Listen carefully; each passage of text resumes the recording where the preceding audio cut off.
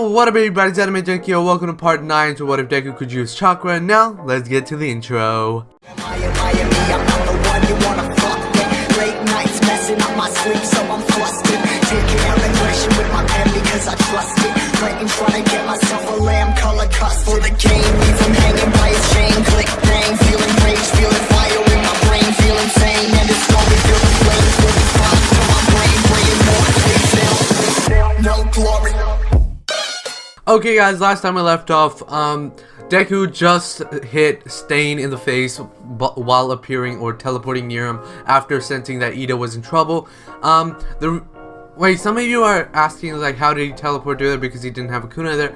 I think he would just move fast. I don't think he would sense Ida like getting stabbed, but when he would actually get there, I think it would use, there is a move in Flying Waijin Jutsu is where you don't have to use the kunai. You can just teleport a short distance really fast. So I think Deku would be able to do that pretty quick, and he would teleport in a really short distance, and like different short distance, like bouncing towards different short distance, and that would be really quick. And like it would be like what is it called? What Seishui's flicker foot or flicker step or flicker body. I forgot what that move was, but yeah, Deku would get there and he just punches Stain and completely knock him out because Deku is so strong. He would knock him out and would add Chakra to it, at least completely knocking him out. Or if he didn't really add that much Chakra into it, he would knock him out, or not knock him out, but he would rattle his brain so Stain wouldn't be able to stand up anymore. So let's say he would probably do that, and Stain wouldn't be able to get up anymore. He's like, damn it, what the hell? And he would carry Native and what's his name, Ida on the flying Waijin, but he would actually carry him on the Susanoo, the full Susanoo, by the way, and the one with the wings. I would think he would actually perfect it. Yeah, so because of his training, because this was close to the time where the internships were ending, so their training was already done. So Deku would be really close to perfecting the Susanoo, and he would be able to like fly with it, and he would like carry Native and Ida on his like two hands, and then he would also like have Stain strapped to his back, but without any weapons because that would be too dangerous. So he would have Stain to his back, and he's like, damn, let me go. And I think it would knock him out because Stain wouldn't be able to move, and he would probably regain his movement of his legs. So I think it would attack him again. So he would probably knock him out, and yeah. And I think he would also use his black flames to take down the Nomu because they're way hotter than Endeavor's blue flames, and that was enough to take down the Nomu. So I think his black flames on the entire body would completely disintegrate all of the Nomus that it touches. Some of the Nomus would take a long time because they have regeneration, but the black fire would stop the regeneration. Just like if you have watched Rimuru, or that time I reincarnated as a slime, the fight between the Demon Lord or the Orc Demon Lord and Rimuru, where he used his black flames to stop the Demon Lord's regeneration, that's exactly what he would be doing. So he would stop the regeneration by putting black flames on the part that is regenerating. Oh, and the name, I asked you guys like to tell me the name of the agency. I really love this comment, even though it didn't really get that much likes, but I really love that comment. It was Shadow Agency. That is one of the amazing names I didn't really think of that, but it was really amazing. Shadow Agency, really amazing. Good job whoever thought it.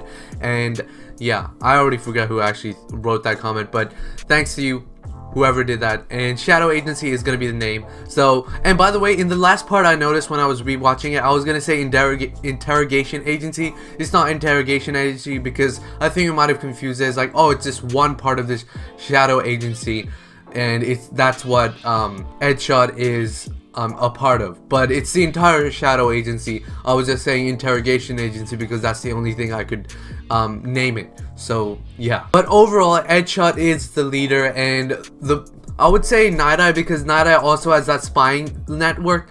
So I would say Night Eye is the head of the spying agency, or spying part of the agency. So this Shadow Agency, there's 3 different categories, like spying, infiltrating, interrogating, and maybe like prison guard or something, like prison guarding or in charge of like prisons and stuff. So I think those were the 4 categories that I put in, like, yeah, the ones that I already told you. And Night Eye would be in charge of the spying one, but Edshot would be in charge of the entire thing, because Edshot is the number 4 hero, or number 5, I don't know, but number 4 and number 5, and he has the superiority in that aspect. But Nada is just a sidekick of All Might, but he is his own superhero or pro hero, but he's not as good as actual pro hero because he was a sidekick to All Might. Anyways, Deku would actually get in trouble by the police and law, but Edshot would stop this because he's like, Deku is amazing. He needs to get more light in the event, and he needs to become a better hero. And he basically tells the agency, or not the agency, what am I talking about, the head of the police, he tells him his plan on making Deku the next successor of this shadow agency. And I would say the police, or the head of the police, would know this because of course they get their information from there, and I think the police department would be a part of the shadow agency. So I think like the head of the police department would work underneath Edshot, because he's the head of all like law and all that stuff. So he's like, I agree that Deku did break the law, but he only did that to save his friend who was breaking the law. So the real person in fault is Ida. And the head of the police would agree to this, and he's like, are you sure you want to make this kid the head of the entire shadow agency? Because that's a pretty big deal. He's like, I have confidence in his intelligence, his ability, and his cleverness. Or intelligence and cleverness is the same thing, but whatever. But he's like, are you sure? And he's like, okay, if you don't believe me, we can test him. And he's like, whatever, okay, fine, let's do a test. And I think Edshot would explain, he's like, okay, the only way you can get out of trouble is by doing really good on this test. And he's like, fine, whatever, I'll do it. And the only reason the head of the police is doing this, because he wants to know that if this kid is capable of becoming the next leader of the shadow agency. So he's going to be testing him on different aspects like spying, infiltration missions. He's also going to be testing him on what is it called, interrogation. He's also going to be testing on just raw power and information gathering, anything like the ninja type of stuff that in the Chunin exams in Naruto. It's basically that. And his information gathering, he would do really good in information gathering because he would have his clone jutsu and all that stuff. And it's in different information gathering tests. Like there would be one test which is actually like a paper test, and all these people are like watching him and stuff, and he needs to gather like test answers and stuff. So he would actually go into an actual class, like a hero course class, and he needs to like cheat. He needs to cheat.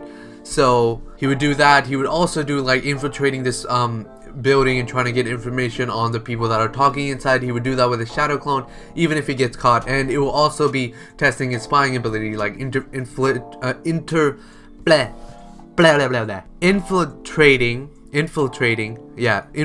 test and his information gathering test. There will also be a interrogation test, which also will be a double information gathering test. So he would be really good at every single test. He's like, damn, this kid is really amazing. His abilities are amazing. So he's like, okay, you're fine. You're free now. And he would say, it's like, okay, I'll give him the support, and I'll tell everyone that this kid was the one who took down Stain. He was also the one who took down all those monsters in the Hosu City attack, and he would be known as a hero or whatever. But that will be broadcasted. He's like, this kid, he has the power and all that stuff. So let's move on to the teacher versus hero. Right when this is happening, a villain attacks the city. It's a single villain, and it's a villain with a quirk which allows him to control meteors. But it's mostly like a magnetic force type of villain, but he can control rocks and stuff. So instead, he actually breaks a part of the moon, like a small chunk of the moon, which is pretty big. It's still pretty big. Destroying like an entire city would be easy with this amount of rock. So he breaks a rock, combines it into like a what is it called? The attack which allows you to create meteors, which is called, I forgot it. I mean, it's such a good name, and how could I forget it? But yeah, this giant meteor, it's I think it was the same size as the one in One Piece. Not One Piece, what am I saying? One Punch Man, where every hero was trying to get that, and One Punch Man or Saitama just basically one punches it and breaks down everywhere. So that it's the same size meteor that is coming towards the city and Yue, and this is happening while the test is happening. And then the villain appears in the testing grounds, infiltrates Yue, and basically tells the heroes and everything. And he's shocked to see All Might there. Was like, oh my god, All Might's here. And then all the teachers there, Nezu and all that stuff. He's like, what is this kid doing? Or what is this guy doing? He's a villain, right? and he would say, "All Might, look at that up in the sky," and he would see this giant meteor coming to Earth and the city, and he's like, "What the hell?" He's like, "That's my quirk, and now I'm gonna take the city with me." And All Might is about to just basically jump at this villain, but Deku actually stops him. He's like, "Don't jump at this villain. We'll take care of this. The teachers take care of it. You need to stop that meteor because no one here has the strength to destroy it, and you're the only person who has it. So you need to go to the meteor and destroy it, or somehow take care of it. We'll take care of this guy." He's like, "Okay, got it. Good plan." And you'd go to the meteor. He's like, "Oh, All Might's running, hey?" And he's like, "No, I'm gonna destroy that meteor." It's like, "What? No way. You know, not even you can have that strength." And he gets nervous a little. He's like, "No way. But yeah, whatever. I'm gonna destroy you, puny pubescent kids and the pro heroes." And then I know Aizawa could actually cancel his quirk, but the meteor is still heading towards Earth. There's no way to stop it, so he can't really do it. So he still cancels his quirk out, so he loses all control of the meteor, but because of gravity, the meteor is still heading towards Earth. So yeah, his quirk is stopped. He can't use the other ground or any metal around him to actually attack the other students. Deku just takes this chance and to basically slice the villain. He just slices him up and basically knocks him out. He's like, "Damn you, stupid idiot." And I think Deku would seal him up in one of his scrolls. He would say like, he would do his hand sign. He was like, "Coffin jutsu," and this is like a jutsu to seal up actually live bodies. So yeah, you can't really do that with other sealing jutsus, but this is a jutsu that he created. But he seals him up and he's knocked out, and he's like in the sealing world, so he can't really do anything. And the only thing he can do is when Deku actually brings him out or stops the ceiling. But yeah, he heads up to All Might, and All Might's just there. He's trying to like attack the meteor, but he still can't get to it because it's still in the like upper area of the atmosphere, so it gets pretty cold there. So All Might can't really get to that, and he can't jump that high to get there. So all the other villains are just gathering with All Might. It's like, "All Might, what's happening? What's happening?" And he explains the situation like a villain. This is his quirk, and he ends up destroying this city. So we need to stop him. So wherever the heroes are, like the building that they're on, or like the skyscraper, there's also like a crowd forming underneath the building, and it's like, "Whoa, what are the heroes doing? What are they gonna do about this?" It's like, is this like a villain attack, like a mass murder villain attack? And then Deku just flies up. He's like, "What's that? What's that purple thing?" Or I forgot what you guys wanted to do, like make it black or white or whatever. But whatever. A Susanoo basically appears, and Deku appears like, "Oh my, do you need help?" He's like, "Can you help us? I mean, none of us can do anything right now, but if you can, it'll be really useful." And Deku or All Might basically says, "Can you use your black flames to completely eradicate it?" And it's like, "No, it's just too big for that." Oh, and Deku's with his like full suit on because they were doing the test, so he has his cape on and stuff, which says Hokage and all that. And everybody actually saw like that Susanoo and everything, and then they saw Deku. It's like, "Wait, isn't that kid who actually defeated Stain and all that stuff?" It's like, "Yeah, he might do actually something." Or something. And then Deku's like, "Okay, everybody, leave it to me. I'll go up there with my flying whatever sorcerer dude, and I would go up there and think of something, and I'll just damage it a little and just find out a way or something. But see ya." And you just activated Susanoo, perfect Susanoo by the way, and just flies up to the meteor, and it's like amazingly big. Deku Susanoo is compared to like a normal human in front of like a giant boulder or something. But yeah, so Deku's just there. He's just like pushing the entire boulder, and he's just being pushed back. He's like, "Damn it, nothing's working. Damn it, now finally I gotta try this." Okay, and then his Susanoo basically puts up like a X-shaped finger, and then basically says, Susanoo says nothing. He just shouts out, he's like, "Shadow Clone Jutsu, Susanoo style." And a lot of Susanoos basically arrive, and they start pushing together. I would say 100. 100 is like the max that he can do with his Susanoo. So 100 like Susanoos arrive. They start using Tsukuyomi, everything in their power, all the jutsus that they know. And I don't know if you would be able to use a sealing jutsu, because the flying rising sealing jutsu is only for like the Nine Tails attack or something big like that. But I think this giant boulder, it's just too big for the Susanoo or the sealing jutsu that the flying rising actually has. So I think it's just way too big, and I don't think it would be possible. Because remember, you guys are underestimating the size of this dang freaking meteor, and it's just super huge. It's no way compared to a tail beast bomb. It's way huger than that. And Deku's like, "Okay, who cares? I'll use every single chakra every single particle of chakra inside of me. I'll use it all. If I have to die here, I don't care. He releases the seal on his like forehead and whatever. He gets filled with chakra. Then I would think the tail beast would actually notice. He's like, oh, this kid's like struggling and all that stuff. So he's like, okay, fine, whatever. I think because the tail boost, what did I just say? Tail boots? What am I saying? So tail beast, they're actually surrounded by an island, and the island is covered by this quirk, which is a barrier quirk, and it's basically like a sacred island that is protected by this family that have barrier quirks for generations, and the hero organization has been like holding these tail beasts. So I think Kurama would actually like create this like thin point of chakra which goes through the barrier, and it doesn't really harm it because if you do harm the barrier, the original owner that actually creates the barrier would actually get internal bleeding and all that stuff. So he creates like a small point which still hurts the actual person who creates the barrier, but it's still not that much of a injury to actually kill the person.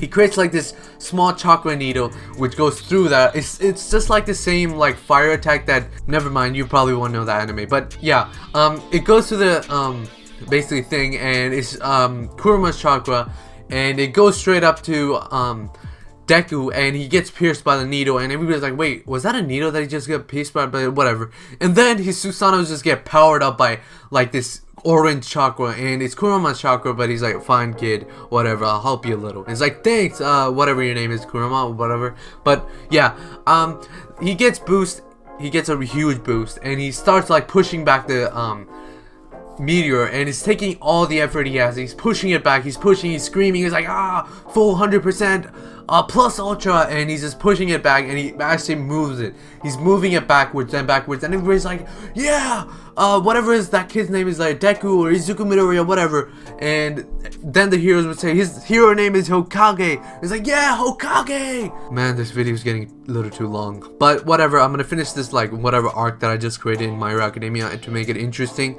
So yeah, let's finish it. So Deku pushes it back to the meteor, and then that is the moment it was like, okay, I'm gonna die, because remember, there's no oxygen over there. The Susanoo doesn't really pass on any oxygen to the original body, so it's like, oh shit, I'm in space and I'm about to die. But at least the meteor is safe, or I mean, at least the city is safe. So then the meteor is basically just moving towards the sun. It's like, okay, I pushed it towards the sun, so it'd probably just like die or something. But yeah, and then he's just like sitting there, and then he gets visited by the Sage of the Six Paths. Yeah, he gets visited by the Sage of the Six Paths. He gives him his like Rinne Sharingan, and he gets like a superpower. He's like, oh yeah, plus ultra plus. And I don't know why I said that, but yeah, he gets like a huge boost of power, and his Amaterasu reaches a level above that, and he's probably like Sasuke level now. So he's like, okay, you damn meteoroid, and he basically activates his what am I saying? Amaterasu, and completely burning the meteor, and everybody like sees this like, did the meteor just burn up? Whatever, it's probably the sun or whatever. But then the meteor just burns up into like this tiny ball, and then Deku just uses Susanoo to grab it, and then he's like, oh shit, I'm about to fall. And he falls, he lands on like the top of the skyscraper where all the heroes are, and then they notice, he's like, oh, his clothes are fine. He's like, gotta look good when I'm here, right? And he stands up and goes to like the peak or like the side of the skyscraper and puts his hand up. He's like, I did it! And he's like, yeah, he did it! Hokage, yeah, what's up? Yeah, let's go. And yeah, I'm gonna end it right here. Hope you guys like this new thing that I added in My Hero Academia, or the new villain. But yeah, hope you guys like, because it really does help the channel out. Make sure to subscribe to join the family. Hit the bell icon for my future videos. And as always, Anime Junkie, out.